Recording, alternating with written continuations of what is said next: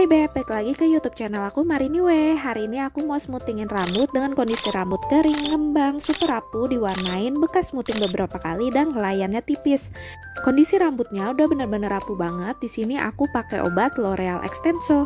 Karena rambutnya udah rapuh banget, di sini aku pakein masker dulu untuk bagian rambut yang super duper udah rapuh banget.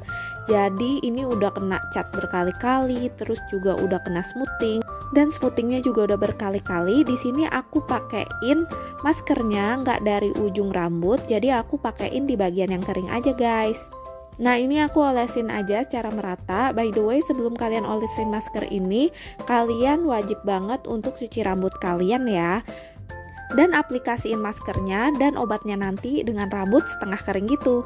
Next step, udah saatnya aku olesin krim smoothingnya. Nah krim smoothingnya ini agak lengket gitu teksturnya. Dan ini aku baurin aja, ratain kayak gini. Dan jangan lupa jepit-jepit juga rambutnya supaya hasilnya lebih lurus. Kalau ada rambut yang bengkok-bengkok, kalian juga boleh banget buat jepit-jepit rambutnya. Jadi kayak semacam buat kita nyatok gitu, tapi kita pakai tangan kita gitu loh.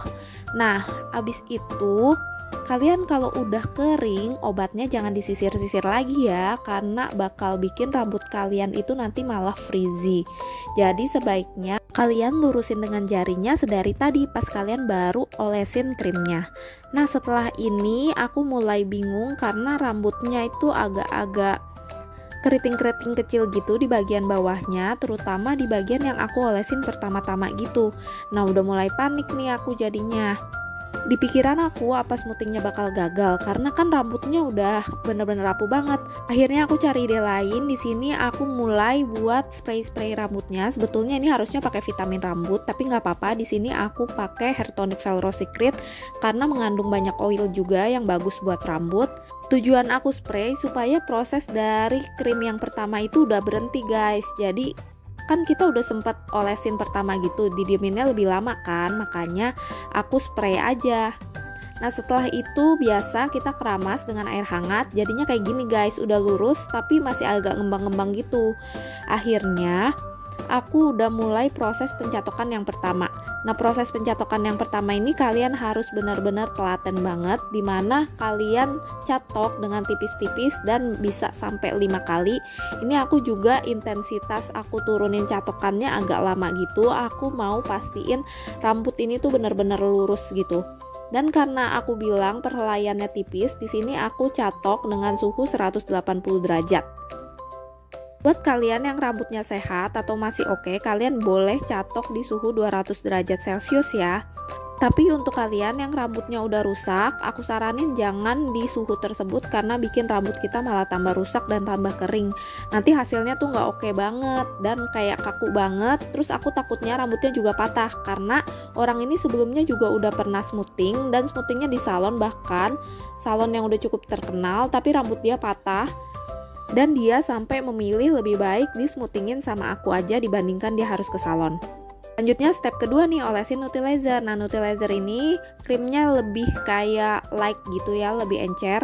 Nah di sini sebetulnya kalian boleh olesnya kayak conditioner aja, tapi aku di sini tetap olesin aja supaya lebih rata dan nggak perlu lama-lama. Jadi kalian cukup yang penting keoles gitu. Fungsinya Nutilizer ini supaya rambut kalian lebih calming, dan abis itu setelah dioles Nutilizer ini biasanya tuh hasil rambutnya lebih kilat gitu dibandingkan tadi. Tadi kan kelihatan banget kayak kurang berkilau gitu ya rambutnya. Lanjut cerita lagi, selain rambut orang ini jadi patah abis ke salon, terus juga bagian atasnya tuh kayak ada gap gitu loh. Jadi kayak atasnya keriting-keriting gitu. Jadi dia kesel banget, udah bayar mahal banget, 700.000 waktu itu dia bayar. Sedangkan di sini modal aku tuh cuma 100.000. Habis itu aku diemin sekitar 15 menit, habis itu aku keringin.